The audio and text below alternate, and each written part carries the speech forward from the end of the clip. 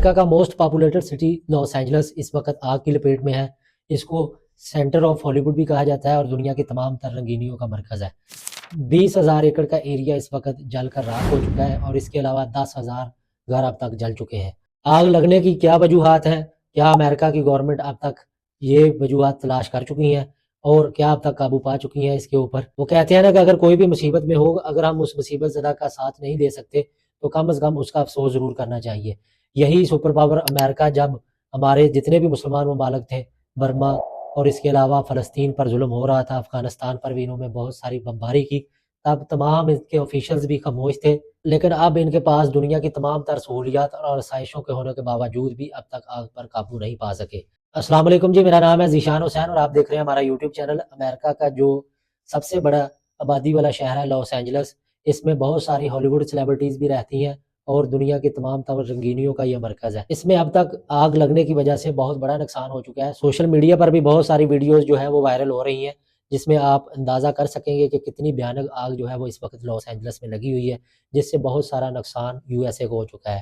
اگر BBC کی news کے مطابق $8 بلین کا جو نقصان اب تک ہو چکا ہے، اس کی سب سے بڑی وجہ یہی ہے کہ وہاں پر جو پراپرٹی ہے، جو اس کی ریئل اسٹیٹ ہے، وہ بہت زیادہ مہنگی ہے۔ آپ سبھی لوگ سوچ رہے ہوں گے کہ اتنا سرد موسم ہونے کے باوجود اور سمندر کا قریب ایک شہر ہونے کے باوجود اس میں اتنی زیادہ آگ کیوں بھڑک اٹھی؟ تو اس کی وجہ یہی ہے جو کہ الجزیرہ اور BBC نے بھی یہی رپورٹ کیا ہے کہ جنوری کے موسم میں جو ہے لاس اینجلس میں بہت زیادہ سرد اور خشک ہوائیں چلتی ہیں۔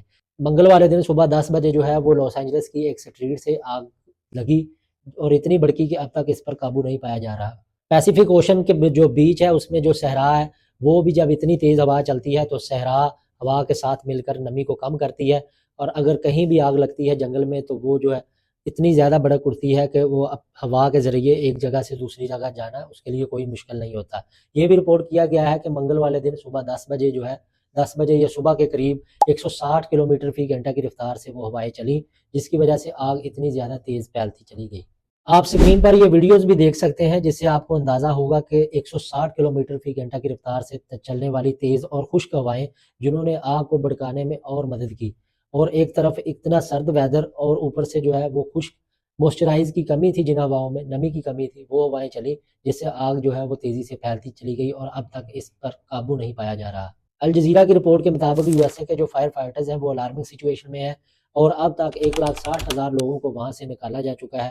مزید 1,80,000 لوگوں کو وہاں سے نکلنے کا حکم دے دیا گیا ہے، اور الجزیرہ اور BBC کے نیوز کے مطابق 10 لوگ جو ہیں وہ اب تک مر چکے ہیں۔ USA کے پریزیڈنٹ انتہائی تشویشناک حالت میں ہیں، انہیں یہ تک سمجھ نہیں آ رہا کہ اتنی بڑی تباہی کیسے آ گئی، لیکن ہم لوگ اللہ تعالیٰ کی حکمیت پر یقین رکھتے ہیں اور ہم جانتے ہیں کہ جب اللہ تعالیٰ کی ذات چاہتی ہے تو کچھ بھی ممکن ہو سکتا ہے۔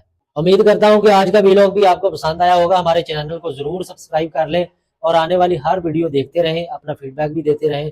ویڈیو کو لائک کیجیے۔ اللہ حافظ۔